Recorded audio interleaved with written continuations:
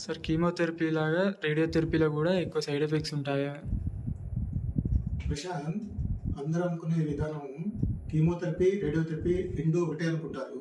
కానీ కీమోథెరపీ అనేది అందరికీ తెలియాల్సిన విషయం ఏంటంటే, జనాలకు అర్థం కావాల్సిన విషయం ఏంటంటే, కీమోథెరపీ అనేది సిస్టమిక్ ట్రీట్మెంట్. సిస్టమిక్ ట్రీట్మెంట్ అంటే మన బాడీలోకి ఏదైనా ఒక ఇంజెక్షన్ రూపంలో కానీ, ఒక ఓరల్ టాబ్లెట్ రూపంలో కానీ మనం తీసుకొని ఆ మొత్తం బాడీ మీద ఎఫెక్ట్ చేసేది, బాడీ మీద ఎఫెక్ట్ చేస్తూ మనకు ట్యూమర్స్ మీద అంటే క్యాన్సర్స్ మీద పనిచేసే విధానాన్ని కీమోథెరపీ అంటారు.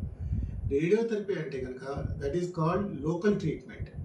మనకు సర్జరీ ఎలా చేస్తామో, ఏ పర్టికులర్ ఏరియాకి చేస్తామో ఆ పర్టికులర్లో ఏరియాలో మనం ఫోకస్ చేస్తాము. అలాగే మనం రేడియోథెరపీని కూడా ఆ పర్టికులర్ ఏరియాని ఫోకస్ చేస్తాం.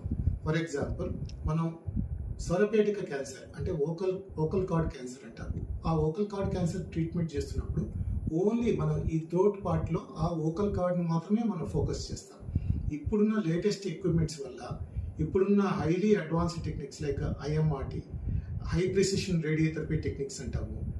ఈ IMRT, 3D CRT, image guided radiotherapy and VMAT techniques ఇవన్నీ వచ్చిన దానివల్ల, సో ఇంకా కావాలంటే మనకి ఇప్పుడు ఎంఆర్ లినాక్ అడాప్టివ్ రేడియోథెరపీ అని కూడా వచ్చింది. సో వీటన్నిటి వల్ల ఓన్లీ పర్టికులర్లీ మనం ఫోకస్ చేసి ఆ పర్టికులర్ ట్యూమర్స్ మాత్రమే కిల్ చేస్తూ without disturbing any normal structures మనం హైలీ లిథల్ డోస్, ట్యూమర్ లిథల్ డోస్ అంటాము,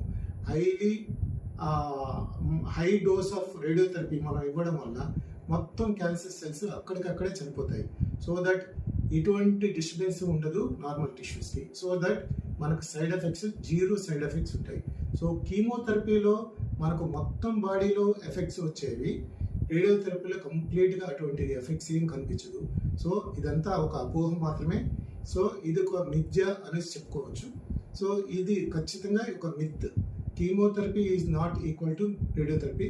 Radiotherapy will not be equal to chemotherapy. That's all.